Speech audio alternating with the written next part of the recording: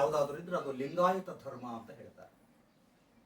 ಅದು ಶ್ರೀ ಬಸವಾದಿ ಶರಣರಿಂದ ಸ್ಥಾಪಿತವಾದಂಥ ಧರ್ಮ ಅಂತ ಹೇಳ್ತಾರೆ. ಈ ನಡೆ ನುಡಿಗಳನ್ನು ಒಂದಾಗಿಸಿಕೊಂಡು ನಡೆದಂತಹ ಶರಣರ ಬದುಕು ಅದು ಅತ್ಯಂತ ಆದರ್ಶ ಅಷ್ಟೇ ಅಲ್ಲ, ಬಹಳ ದೊಡ್ಡ ಎತ್ತರಕ್ಕೆ ಹೋದಂಥವರು.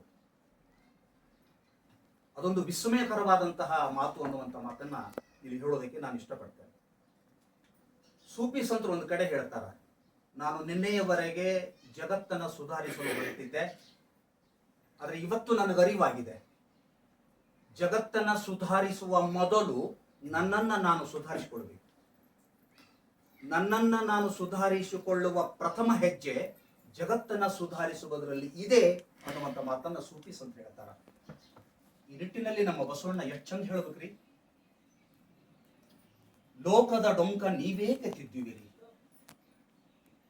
ನಿಮ್ಮ ನಿಮ್ಮ ತನುವ ಸಂತೈಸಿಕೊಳ್ಳಿ, ನಿಮ್ಮ ನಿಮ್ಮ ಮನವ ಸಂತೈಸಿಕೊಳ್ಳಿ, ನೆರೆಮನೆಯ ದುಃಖಕ್ಕೆ ಅಳುವವರ ಮೆಚ್ಚ ಕೂಡಲ ಸಂಗಮ ದೇವ ಅಂತ ಬಸವಣ್ಣ ಹೇಳ್ತಾರೆ. ಇದು ಕೇವಲ ಸಮಾಧಾನದ ಮಾತಲ್ಲ, ಇಡೀ ಬದುಕಿನ ದರ್ಶನ ಈ ವಚನದಲ್ಲಿದೆ. ತನು ಅಂದರೆ ದೇಹ, ಮನ ಅಂದರೆ ಅಂತರಂಗ, ಇವೆರಡರ ಶುದ್ಧತೆ ಮೊದಲಾಗಬೇಕು. ನಾವು ಪರಿಶುದ್ಧರಾದಾಗ ಮಾತ್ರ ಇನ್ನೊಬ್ಬರಿಗೆ ಹೇಳ್ತಕ್ಕಂಥ ನೈತಿಕ ಹಕ್ಕು ನಮಗೆ ಬರ್ತದೆ. ಇದು ಬಸವಾದಿ ಶಿವಶರಣರು ಕಂಡಂತಹ ಸತ್ಯ. ಹೀಗಾಗಿ ಒಮ್ಮೊಮ್ಮೆ ಬದುಕಿನಲ್ಲಿ ನೋವಾಗ್ತದೆ, ನಿರಾಶೆ ಆಗ್ತದೆ, ಅವಮಾನ ಆಗ್ತದೆ, ದುಃಖ ಆಗ್ತದೆ, ಸೋಲಾಗ್ತದೆ. ಇದೆಲ್ಲ ಆದಾಗ ಸಹಜವಾಗಿ ನಾವು ಅಪೇಕ್ಷೆ ಪಡ್ತೇವೆ, ನಮಗೆ ಯಾರಾದರೂ ಸಮಾಧಾನ ಹೇಳ್ತಾರೇನು, ನಮಗೆ ಯಾರಾದರೂ ಸಾಂತ್ವನ ಹೇಳ್ತಾರೇನು ಅಂತ ಹೇಳಿ. ಹಾಗ್ಯಾಕೆ ಹೇಳ್ಬೇಕು ನಾವು? ಒಬ್ಬರ ಮನೆಗೆ ಸತ್ತಾರ ಅಂತ ಹೇಳಿದ್ರೆ ಹಿರಿಯರು ಬರ್ತಾರ, ಸಮಾಧಾನ ಮಾಡಿ ಹೇಳ್ತಾರ, ಚಂದಗ ಬಾಡ್ರಪ್ಪ ಅಂತ ಹೇಳ್ತಾರ, ಸಾಂತ್ವನ ಹೇಳಿ ಹೋಗ್ತಾರ. ದಿನ ಬಂದು ಸಮಾಧಾನ ಮಾಡು ಅಂತ ಹೇಳಿದ್ರೆ ಯಾರಿಂದಲೂ ಸಾಧ್ಯವಿಲ್ಲದಂತಹ ಮಾತದು. ಯಾಕೆ ಸಂದರ್ಭದಲ್ಲಿ ಮಾತು ಹೇಳ್ತಿದ್ದೀನಿ ಅಂತ ಹೇಳಿದ್ರೆ, ಸಾಂತ್ವನದ ಕಡಲನ್ನ ನಿನ್ನ ಹೃದಯದಲ್ಲಿ ನಿರ್ಮಾಣ ಮಾಡಿಕೊಂಡು ನಿನ್ನಷ್ಟಕ್ಕ ನೀನು ಸಾಂತ್ವನ ಮಾಡ್ಕೊಳ್ಬೇಕು. ಒಂದು ಗಿಡ ಬೆಳೀತಿರ್ತದಲ್ಲ, ಅದು ನನಗೆ ನೀರು ಹಾಕು ನೀರು ಹಾಕು ನೀರು ಹಾಕು ಅಂತ ಕೇಳ್ತೈತೇನು?